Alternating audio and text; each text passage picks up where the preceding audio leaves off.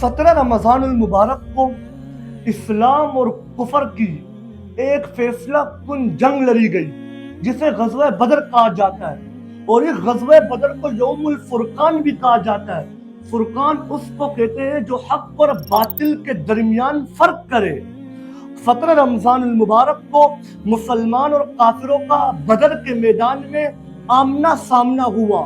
بدر نامی مقام آج بھی موجود ہے سعودی عرب میں۔ اس میں مسلمانوں کی تعداد 313 تھی اور کافروں کی تعداد 1000 تھی، اور کافروں کو اپنی تعداد پر ناز تھا، اور ان کو اپنی تعداد پر اتنا ناز تھا کہ لڑائی شروع ہونے سے پہلے وہ اپنے ساتھ گھوڑے لے کر آ گئے تھے، اپنے ساتھ خوشی کا سامان لے کر آ گئے تھے، اپنے ساتھ عورتوں کو لے کر آ گئے تھے، تاکہ ہم جب یہ جنگ جیت جائے، جیت جانے کے بعد ہم جشن بنائیں گے۔ لیکن ان کو کیا پتا تھا وَتِلْكَ الْأَيَّامُ نُدَاوِلُهَا بَيْنَ النَّاسِ کا یہ منظر بدلے گا۔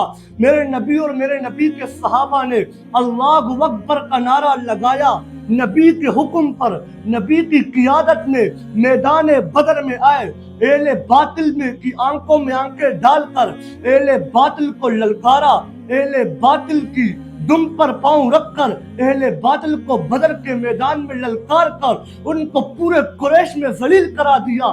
یہ وہ معرکہ تھا جس میں کفار کے بڑے بڑے سپاہ سالار عتبہ، ابو جہل، ولید اور ابی بن خلف، ان تمام بدبختوں کا کلا کما ہو کر تمام مسلمانوں نے ان کو واصل جہنم کیا۔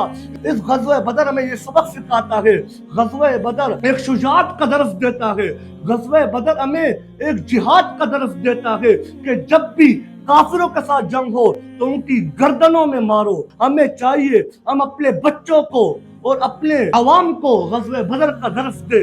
غزوہ بدر یہ بہت اہم معرکہ تھا، اسلام کی سب سے بڑی عظیم جنگ تھی، اور اس جنگ میں مسلمانوں کی فتح ہوئی تھی، حق جیت گیا تھا، اہل باطل زمین بوس ہوا تھا، اہل باطل کو ناک کو تلے چنے چبوائے گئے تھے۔ اللہ تبارک و تعالی ہم سب کو صحابہ جیسا ایمان نصیب فرمائے۔ صحابہ تو وہ تھے جو نبی کے ایک حکم پر اپنی گردنیں کٹا دیتے تھے، جو نبی کے ایک حکم پر اپنے گھوڑے سمندروں میں ڈال دیا کرتے تھے۔ کسی شاعر نے کیا خوب کہا، دشت تو دشت صحرا بھی نچوڑے ہم نے، بحر ظلمات میں دوڑا دیے گھوڑے ہم نے، دی آذانے کبھی یورپ کی کلیساؤں میں، کبھی افریقہ کے تپتی ہوئی صحراؤں میں۔